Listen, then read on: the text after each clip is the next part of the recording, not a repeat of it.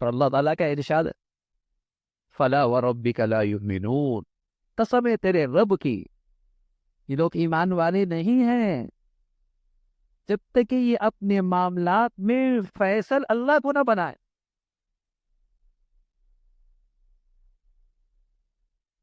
یہ اس وقت تک ایمان والے نہیں ہے۔ ایک واقعہ ہوا، ایک یہودی اور ایک منافق کے درمیان آپس میں جھگڑا ہوا۔ منافق لبادے میں مسلمان تھا، بے روپیہ تھا، مسلمان کہلایا کرتا تھا۔ یہ دونوں اپنا معاملہ لے کے گئے اللہ کے نبی صلی اللہ علیہ وسلم کی خدمت میں۔ آپ نے فیصلہ یہودی کے حق میں فرما دیا اور اس کا تھا وہ بے روپیہ جو نام تھا مسلمان تھا، اس نے کہا عمر کے پاس چلتے، کیا عمر یہودی کا نام سنتے ہی فیصلہ میرے حق میں کر دیں گے؟ عمر کے پاس گئے فیصلہ لے کر، تو عمر سن لیا فیصلہ، بات سن لی، مقدمہ سن لیا۔ یہودی کہنے لگے ایک بات فیصلہ کرنے سے پہلے بتا دوں کہ تمہارے نبی نے فیصلہ میرے حق میں کیا، یہ سن لو۔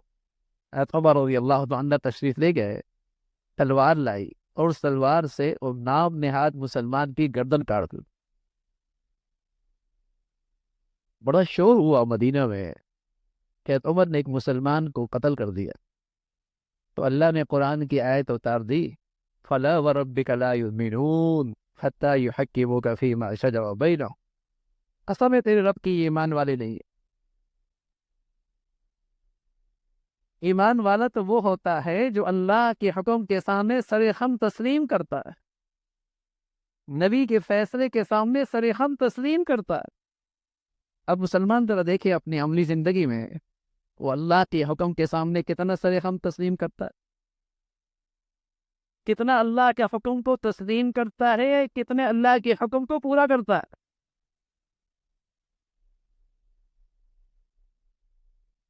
لیکن سرکاری کاغذات میں مسلمان ہے، مردم شماری میں مسلمان ہے،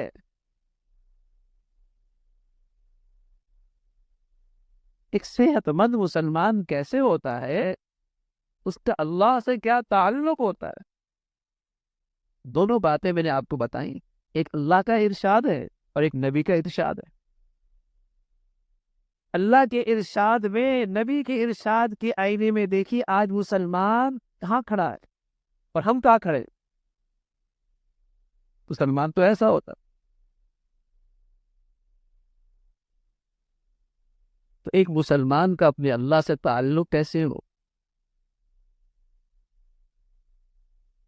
اور ایک مسلمان اللہ کے معاملے میں کیسا حساس ہوتا ہے۔ اللہ تعالیٰ جو اس پہ ذمہ داری ڈالی ہے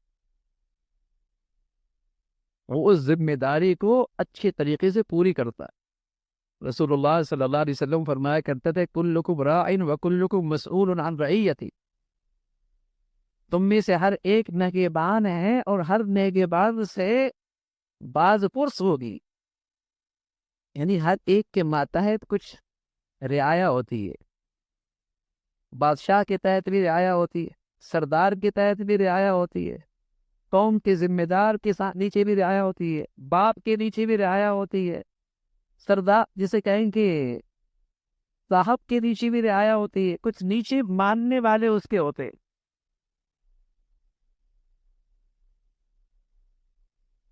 تو ایک مسلمان اللہ کے معاملے میں اپنی ذمہ داری کو کتنا پورا کر رہا ہے، کتنا اسے خیال ہے کہ اللہ نے مجھے ذمہ دار بنایا ہے اور میں اللہ کی طرف سے ایک ذمہ دار ہوں، مجھ سے پوچھو گی۔